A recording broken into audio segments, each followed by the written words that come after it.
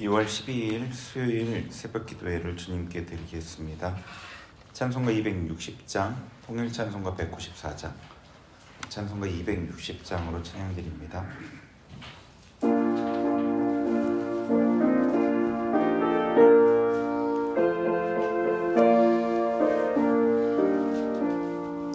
우리를 죄에서 구하시려 주 예수 십자가 지셨으니 기쁘게 부르세 할렐루야. 나 구원 얻었네. 찬송하세 찬송하세 주님 나를 구하셨네. 찬송하세 찬송하세 주가 구원하셨네. 우리를 주께서 구했으니 이전에 행하던 악한 일과 죄하고 더러운 모든 죄를 온전히 버렸네. 찬송하세 찬송하세 주님 나를 구하셨네. 찬송하세 찬송하세 주가 구원하셨네. 나 지금 죄에서 사함받아 거룩한 백성이 되었으니 이 육신 장막을 벗을 때도 겁낼 것 없겠네. 찬송하세 찬송하세 주님 나를 구하셨네. 찬송하세 찬송하세 주가 구원하셨네. 우리가 이 세상 떠날 때에 예수의 손목을 굳게 잡고 영원히 즐거운 천국에서 주와 함께 살겠네. 찬송하세 찬송하세 주님 나를 구하셨네. 찬송하세 찬송하세 주가 구원하셨네.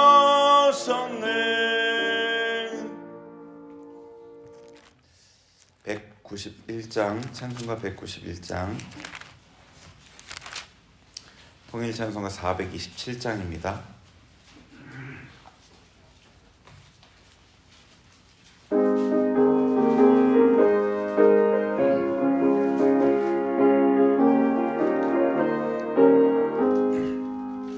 내가 매일 기쁘게 순례의 행하면 주의 팔이 나를 안보함이요.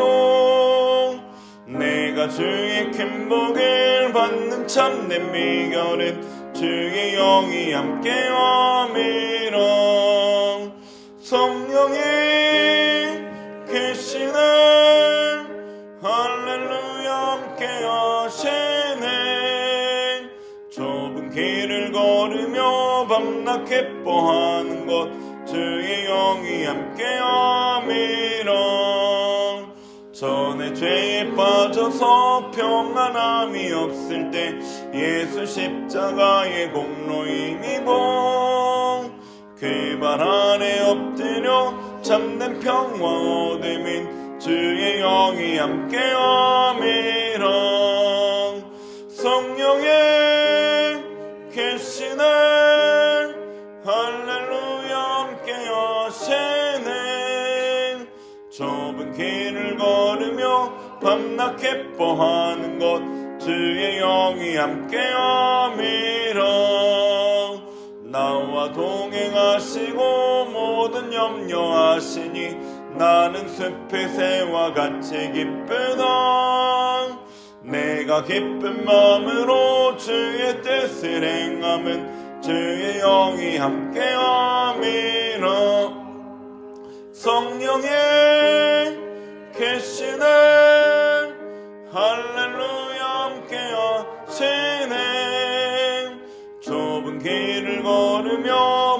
내가 기뻐하는 것 주의 영이 함께함이라.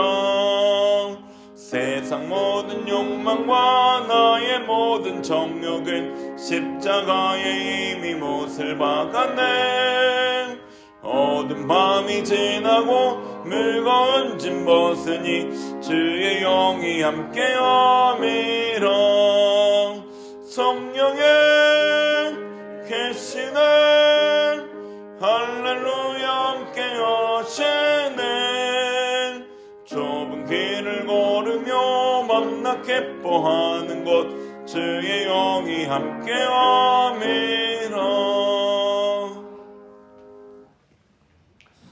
오늘 우리에게 주신 하나님의 말씀은 민수기 14장입니다.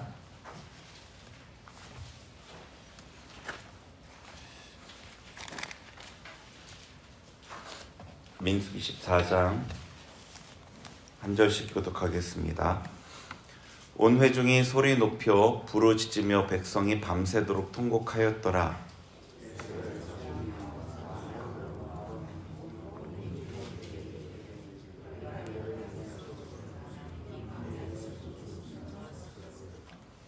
어찌하여 여호와가 우리를 그 땅으로 인도하여 칼에 쓰러지게 하려는가? 우리 처자가 사로잡히리니 애굽으로 돌아가는 것이 낫지 아니하랴.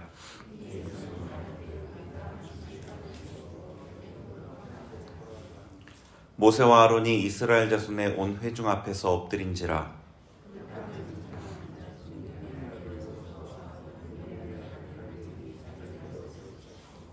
이스라엘 자손의 온 회중에게 말하여 이르되 우리가 두루다니며 정탐한 땅은 심히 아름다운 땅이라.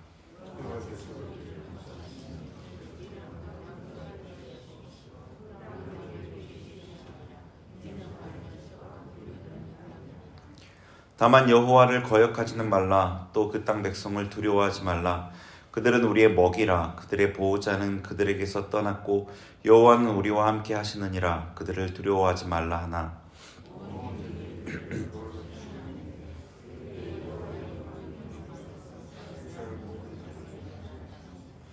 여호와께서 모세에게 이르시되 이 백성이 어느 때까지 나를 멸시하겠느냐?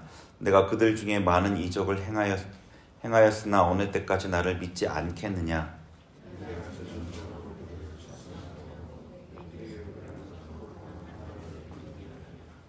모세가 여호와께 여짜오되 애굽인 중에서 주의 능력으로 이 백성을 인도하여 내셨거늘 그리하시면 그들이 듣고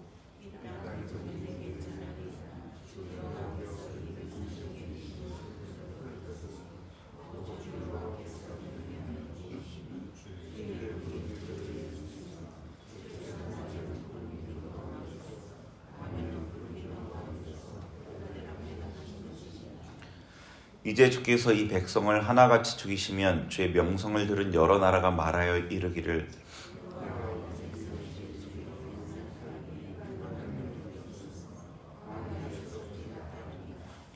이제 구하옵나니 이미 말씀하신 대로 주의 큰 권능을 나타내옵소서. 이르시기를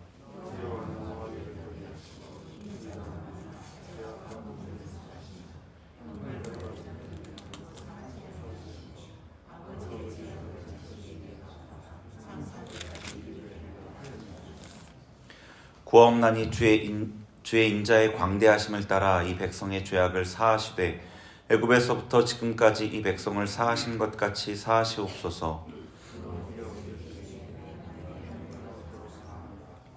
그러나 진실로 내가 살아있는 것과 여호와의 영광이 온 세계에 충만한 것을 두고 맹세하노니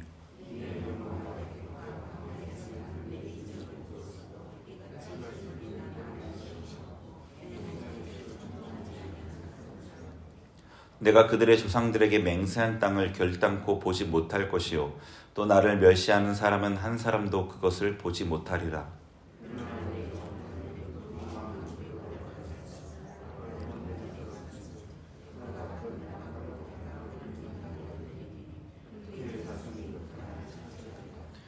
아말렉인과 가나안인이 골짜기에 거주하나니 너희는 내일 돌이켜 홍해 길을 따라 광야로 들어갈지니라. 나를 원망하는 약한 회중에게 내가 어느 때까지 참으랴. 이스라엘 자손이 나를 향하여 원망하는 바 그 원망하는 말을 내가 들었노라.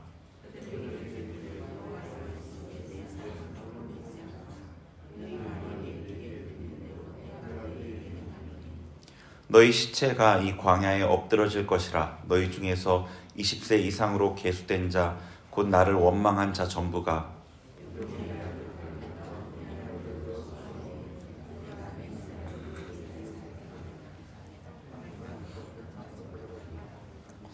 너희가 사로잡히겠다고 말하던 너희의 유아들은 내가 인도하여 드리리니 그들은 너희가 싫어하던 땅을 보려니와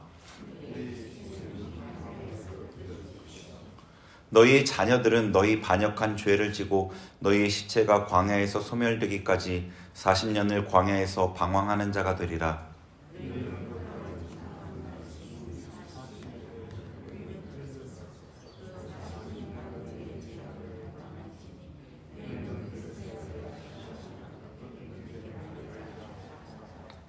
나 여호와가 말하였거니와 모여 나를 거역하는 이 악한 온 회중에게 내가 반드시 이같이 행하리니 그들이 이 광야에서 소멸되어 거기서 죽으리라.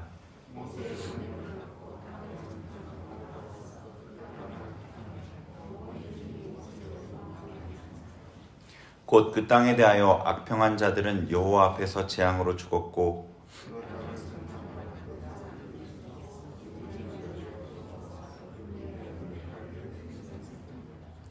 모세가 이 말로 이스라엘 모든 자손에게 알림해 백성이 크게 슬퍼하여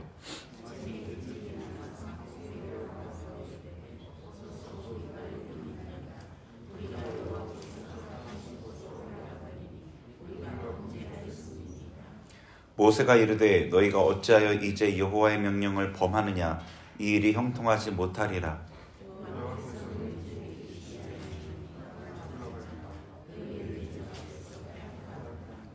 아말렉인과 가나안인이 너희 앞에 있으니 너희가 그 칼에 망하리라. 너희가 여호와를 배반하였으니 여호와께서 너희와 함께하지 아니하시리라 하나.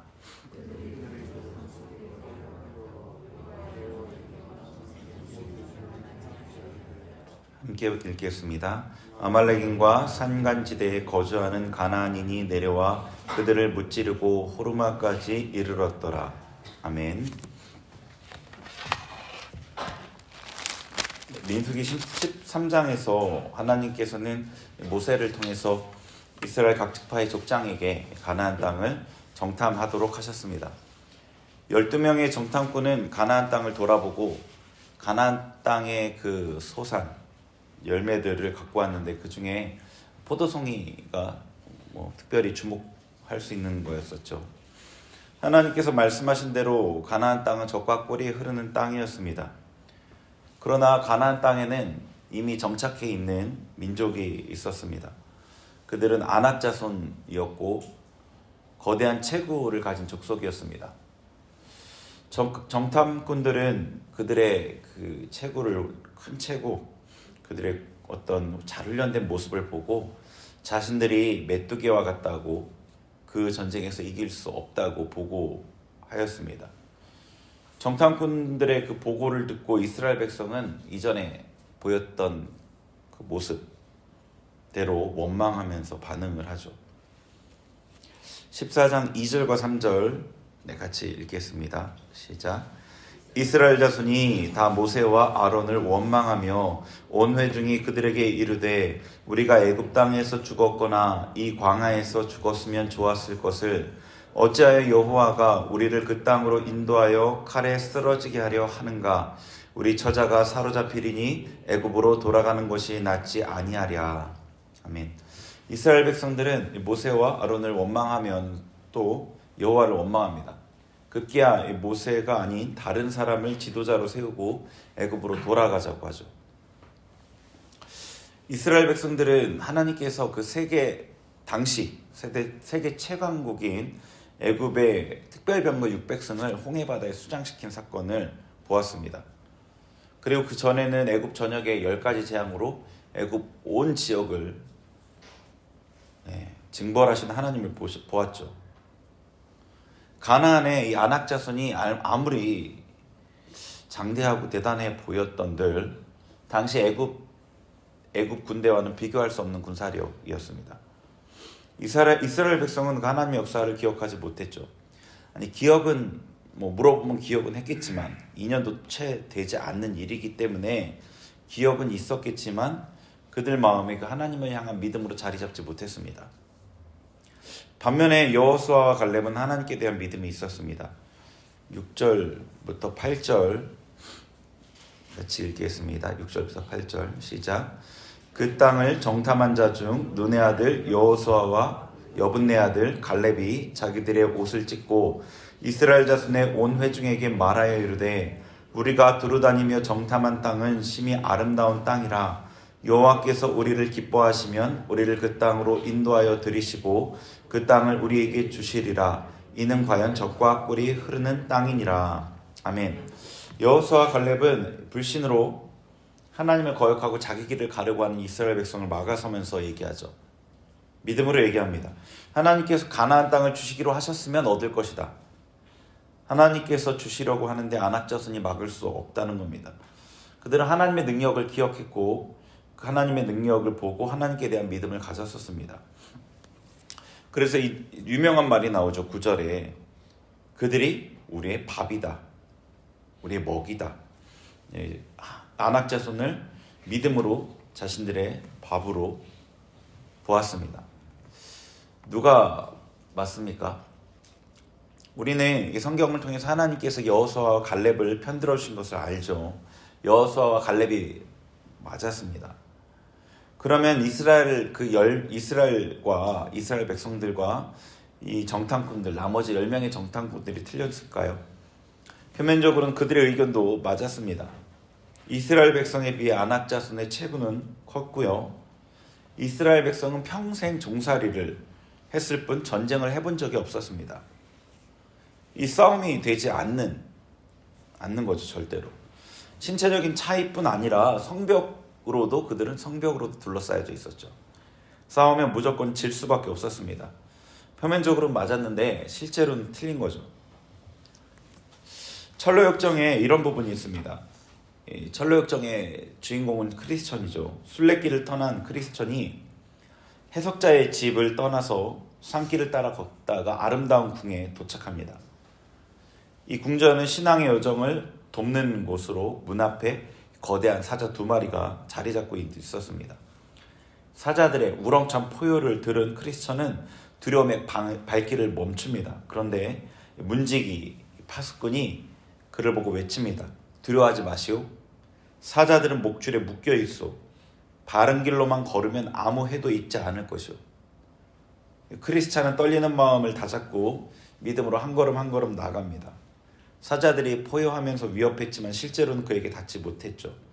결국 그는 무사히 궁전문에 도착했고 따뜻한 환영을 받으며 안으로 들어갑니다. 이 이야기에서 보면 표면적으로 사자들이 크리스찬 죽일 것 같다 보입니다. 가까이 갈 수 없고 빨리 도망쳐야만 할 것 같습니다.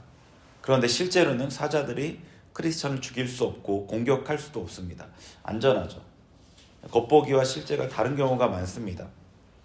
이스라엘 백성 앞에 놓인 실제는 전능하신 하나님, 세계 최강 애국군대를 수장시킨 하나님께서 함께 하시면서 대신 싸우신다는 겁니다. 아낙 자손이 아니라 누구 앞에서도 두려워할 이유가 없습니다. 그런데 이스라엘 백성은 이 실제를 보지 못합니다. 그냥 눈앞에 아낙 자손만 보이는 거죠. 그러니까 도망가는 게 그들에게는 맞습니다. 그들에게는 그게 실제인 거예요. 반면에 여호수아와 갈렙은 하나님을 보았습니다. 전능하신 하나님을 본 거죠.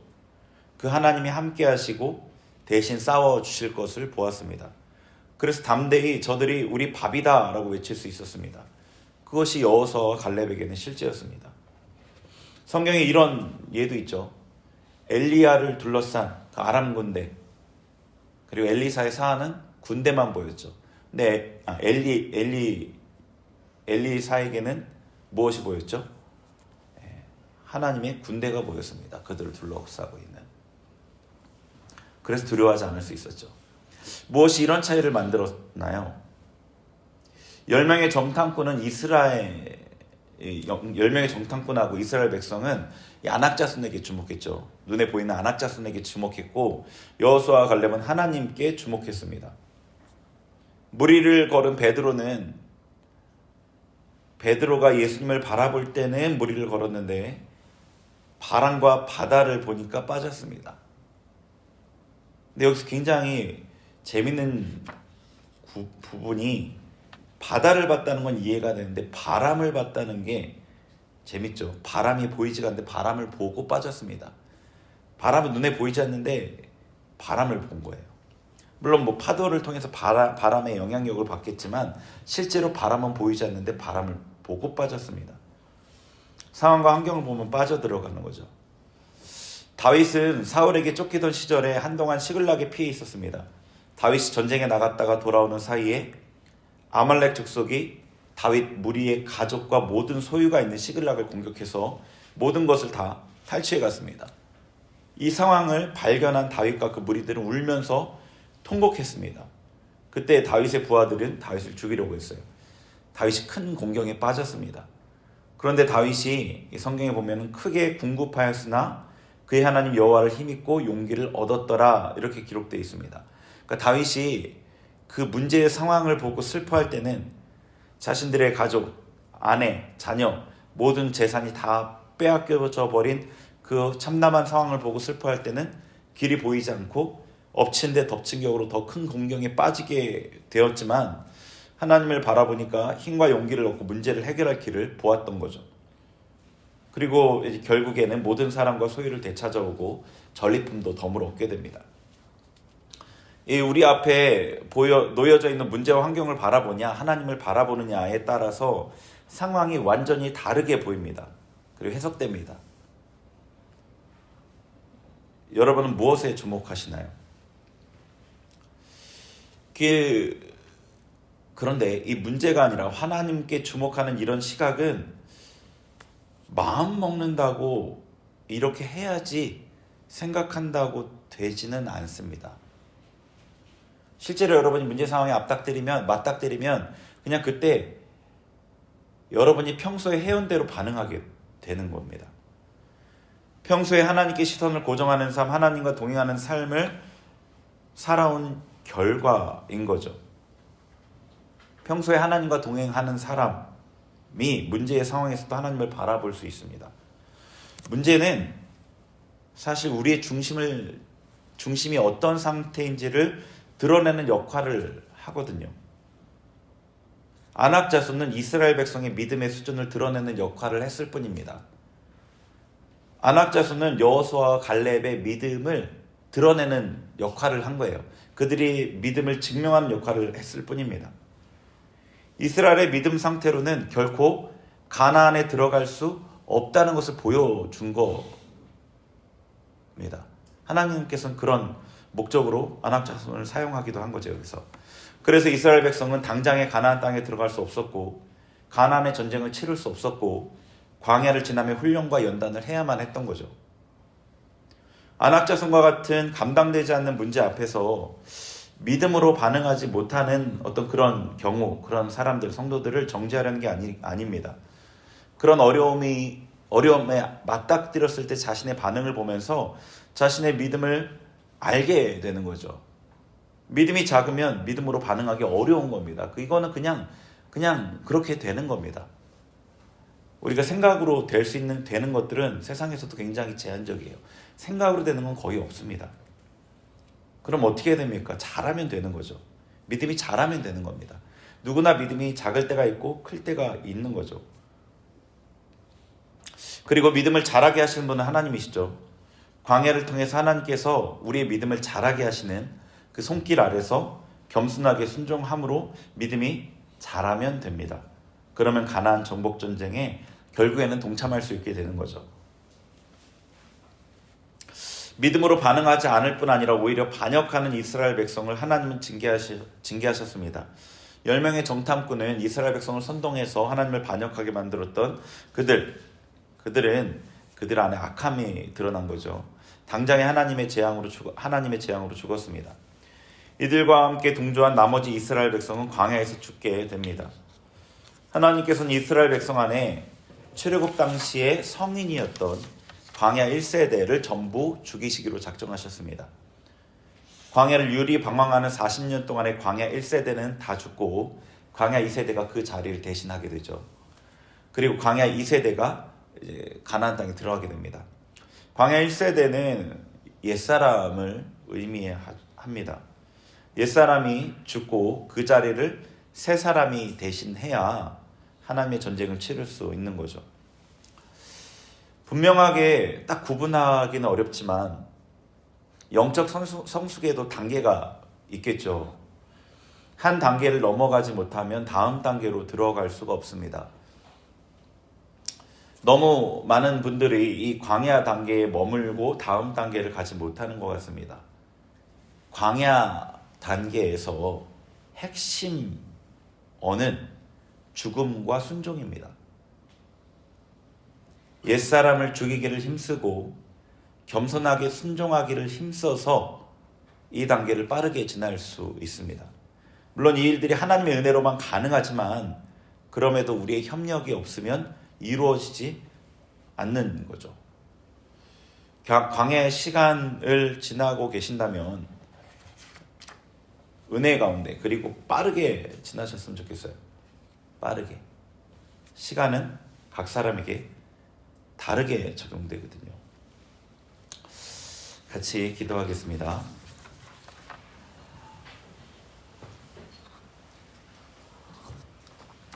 이스라엘 백성들이 안악자손 앞에 반응했던 그들의 모습을 성경을 통해 보게 됩니다. 하나님의 권능을 경험했음에도 10번이나 하나님의 구원하심을 경험하고도 하나님을 거역할 수밖에 없었던 그들의 믿음 없음을 보게 됩니다. 우리의 모습도 비추어 보게 됩니다. 우리는 문제의 상황에서 어려움의 상황에서 무엇을 바라보는지 돌이켜 보았으면 좋겠고요. 하나님 우리의 믿음 없음을 용서하여 주옵소서. 믿음으로 하나님을 인정하지 못함을 용서하여 주옵소서. 하나님 우리가 문제의 상황에서 하나님을 바라볼 수 있는 극단적인 어려움의 상황에서 하나님을 바라볼 수 있는 그 믿음이 될 수 있도록 우리의 믿음을 성장시켜 주옵소서. 우리도 하나님의 손길에 우리 자신을 내어 맡기겠습니다. 우리 같이 기도하겠습니다. 하나님 아버지, 이 시간 하나님 말씀 앞에 정직하게 자신을 비춥니다. 주님, 안악자손 앞에, 이 문제의 상황 앞에 하나님을 보지 못하고 하나님을 믿지 못하고 문제의 상황에 두려워하며 거역하며 반역했던 불신했던 이스라엘 백성의 모습을 보게 됩니다. 원망했던 그들의 모습을 봅니다.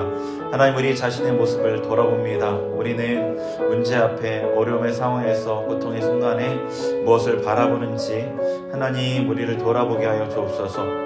하나님 우리 앞에 고요하는 사자는 목줄에 묶여있을 뿐입니다.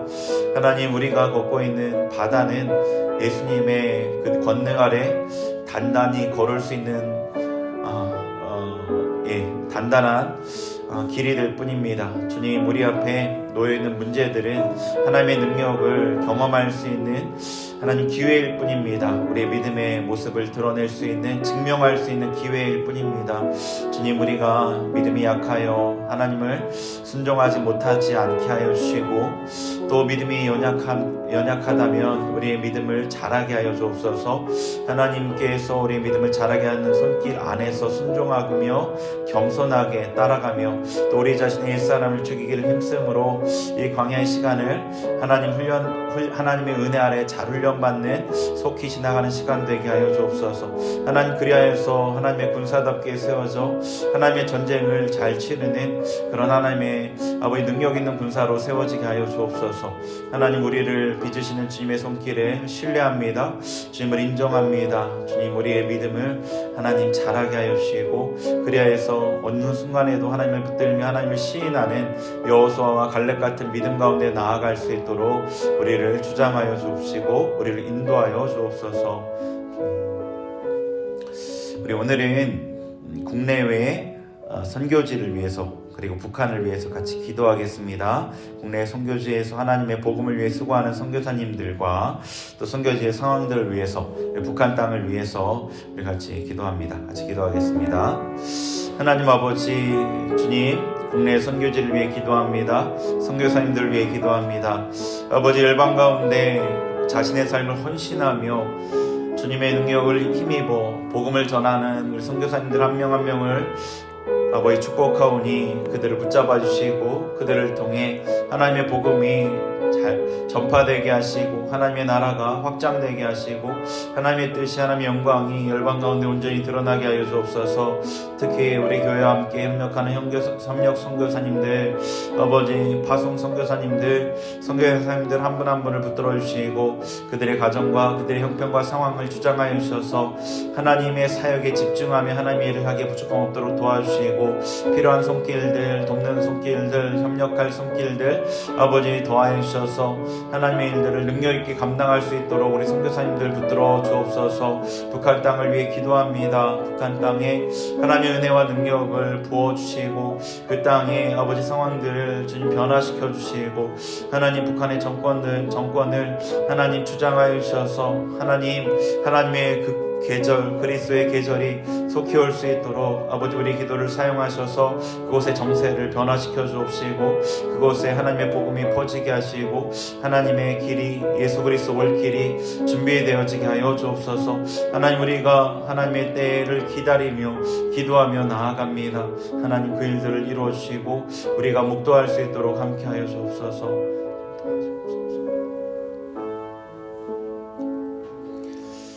하나님, 주님 앞에 민수기의 말씀을 통해 우리의 모습을 바라봅니다. 지금 우리의 모습 안에서 부족함들 볼 때마다 회개하게 힘쓰게 하시고 우리 옛사람을 죽이며 새 사람으로 살아가기를 또 결단하여 하나님께서 그 일들 우리의 삶에 온전히 이룰 수 있도록 내어드리는 복된 삶이 되게 하여 주옵소서. 오늘 하루도 주님의 능력 아래 살아가게 하심을 믿고 감사드리며 예수님의 이름으로 기도합니다. 아멘.